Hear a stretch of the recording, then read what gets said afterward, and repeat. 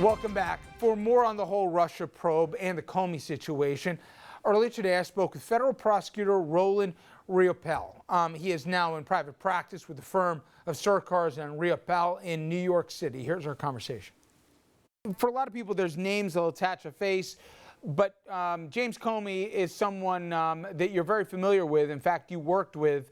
We've heard varying accounts about what esteem he's held in within the FBI and among other prosecutors. Speak from your own personal experience. Yes, Jim Comey is absolutely honest, absolutely dedicated to the public good. A wonderful, wonderful public servant. It was a real honor to serve with him. I'm sure that everybody in the FBI feels that way about Mr. Comey. And I think Mr. Trump did himself very serious damage by firing Jim. Jim Comey is the only public servant who stood up against a public outcry for the indictment of Hillary Clinton and said the evidence doesn't add up to a crime. I'm confident that if the evidence as to Mr. Trump added up the same way, Mr. Comey would do exactly the same thing. Mr. Trump has fired a public servant who is likely to protect him in the long run. Well, it certainly looks at this point that Jim Comey will be testifying, and obviously at the crux of it is the notes. First of all, is it uncommon to keep notes in terms of meetings that you'll have? And moreover than that, the Jim Comey that you know, and from what we're hearing, this wasn't one note. There was as much as 4 different memos and potentially with some damning questions, whether it was pledges of loyalty, making investigations go away. Give an idea as to whether it's common practice, the note-taking, and also what we might hear here when this testimony actually comes to be. Common practice in a highly charged, important meeting like this would absolutely be to keep notes. I, as a criminal defense lawyer, keep good notes every time I meet with the prosecution. Mr. Comey knew that Mr. Trump's reaching out for him was improper. It was outside the bounds of proper procedure. It would shock me if he didn't keep good notes of his conversation. Among the many tweets here that I'm sure aren't just for public interest, but also will be important in terms of this investigation, the idea that there was introduced the idea of audio tapes. We haven't heard a firm denial whether they exist or not. Can you clear up if the president decided to destroy them, whether it be yesterday, this morning, or at any point, would that be obstruction or until it's formally labeled to him that he can't touch those tapes, can he do whatever he wants? If it's obstruction, if you know there is a criminal investigation as to which this may be evidence. And it does seem to me that if Mr. Trump understood, as he is likely to have understood, that his conduct with respect to Mr. Comey might trigger an investigation and might itself be an investigation of a potential obstruction, as has been mentioned many times in the press so far, if he destroyed those tapes, knowing that if there were tapes, I very much doubt that there were. I think that was just braggadocio and bravado by Mr. Trump. But if there were tapes, and Mr. Trump has now destroyed them, that would be very troubling, and it could be an obstruction of justice. You mentioned criminal investigation, and when senators left that meeting with Rosenstein yesterday, a few came out saying that with Mueller on right now, this is a criminal probe. Can you clear up whether it is and isn't, and the significance of it also as it relates to the other concurrent investigations going on? Yes, the appointment of a special counsel is per se the appointment of a criminal investigator. So yes, simply by virtue of the fact that Mr. Rosenstein has taken this action, yes, there is a criminal investigation. Now, like many criminal investigations, it may resolve itself with no charges. We don't know. But yes, there is a criminal investigation now pending. If you're the special prosecutor here, Roland, I would want to know about a money trail. And to that end, tax returns to me would be, I would think, a critical component to see, has money changed hands From whom? From what entity? We already know that there's reports right now, certainly with some of the Trump properties, most notably the recent one, hotel in Toronto, a Russian bank that was under question, with even sanctions put against it by the U.S. Apparently money changed hands. Sure. Will we finally get that And the answer? man's commerce secretary owns a bank in Cyprus, apparently, which is a major money laundering center. Yes, Mr. Mueller will have the ability, with proper procedure, to get a hold of Mr. Trump's tax returns. He may be able to subpoena records of Mr. Trump's various companies and the entities through which he did business. And I think it will take a long time to get all those records, piece them together, look at them carefully and follow the money. But Mr. Mueller will do that. And yes, I think you're right. There will not be a lot of leaking to the press about it in the meantime. I'm from the world of politics and optics here. You're from the law.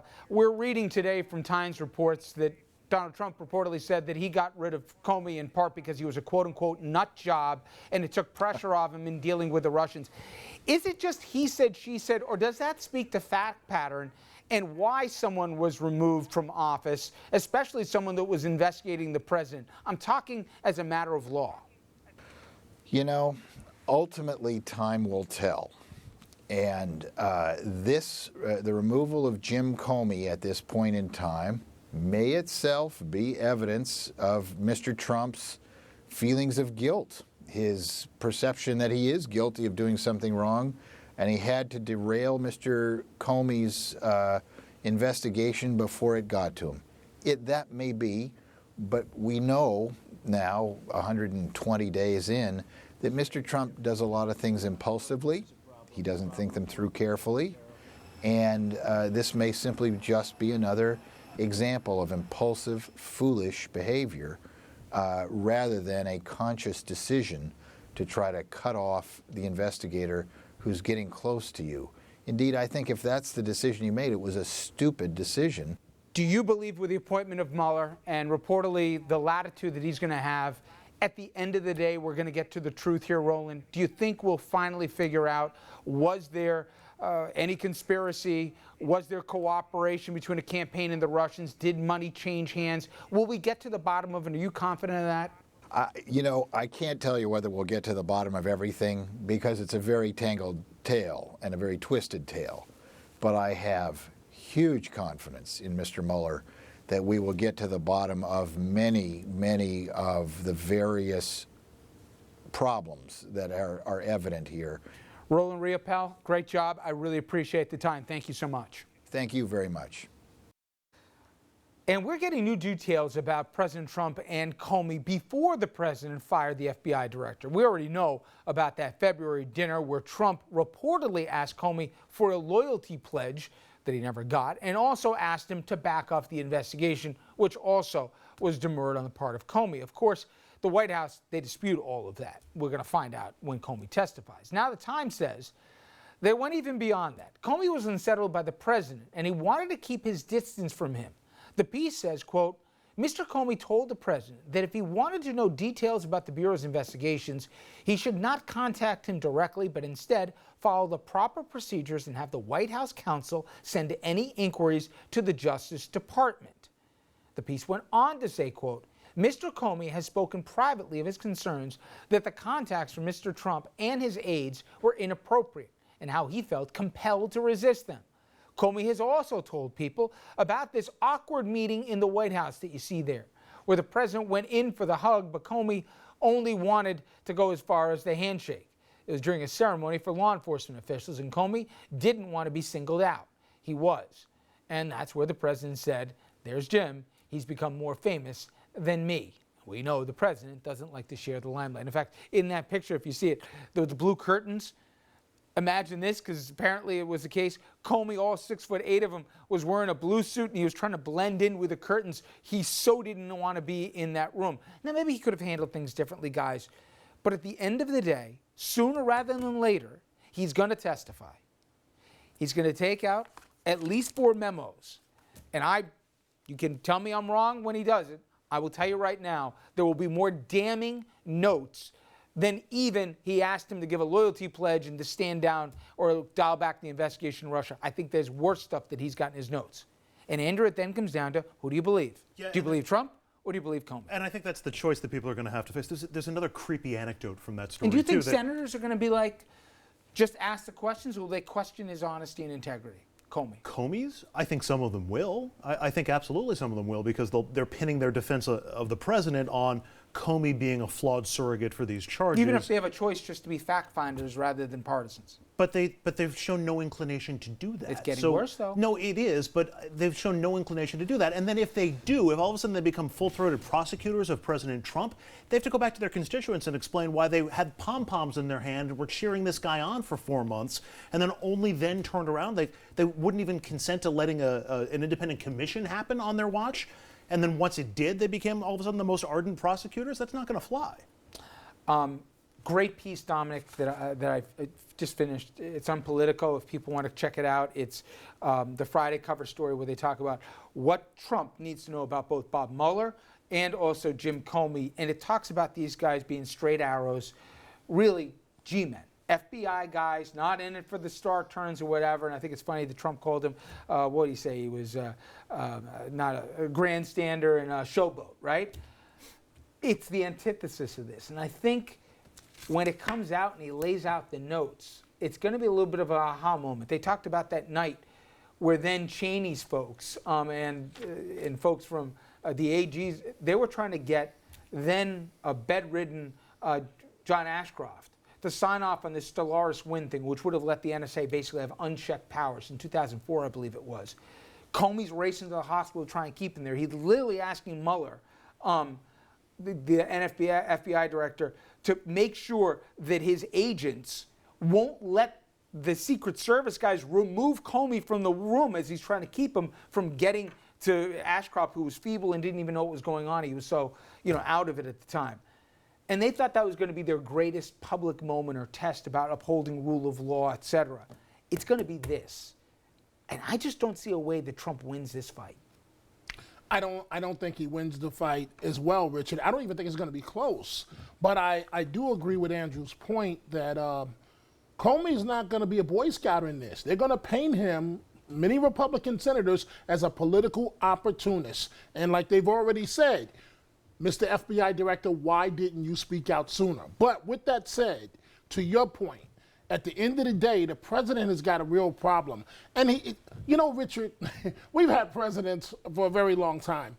Presidents are briefed on everything. But come on, Mr. Trump, you don't ask the FBI director directly. You've got to show a little, decorum or a little more class. You get the full briefing from your counsel, who's going to tell you the full deal. But you don't breach the confidentiality with the FBI director. I know we're short on time. I just want to push back on something that you said, because if the only information that we have going forward is what we already know, and maybe you want to add Comey's memos to it, which are secondhand accountings of what I remember. Where you said, no, Andrew.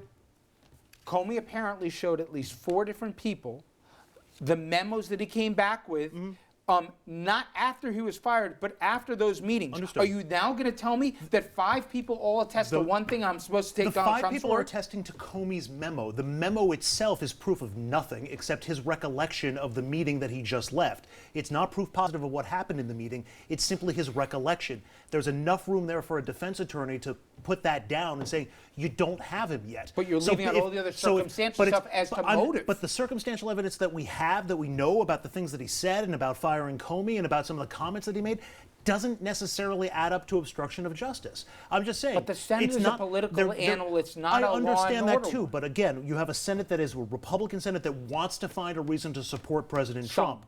Some of them do, and that number may go down over time. But again, based on what we have right now and what we know about right now, and what we think Comey can produce right now, assuming nothing else, they don't have Trump yet. You know what you just did? You timed it perfectly, so you got the last word in the segment, Andrew. Well done. I didn't think that was all going right, to happen. Coming up next here, we're going to come a little closer to home.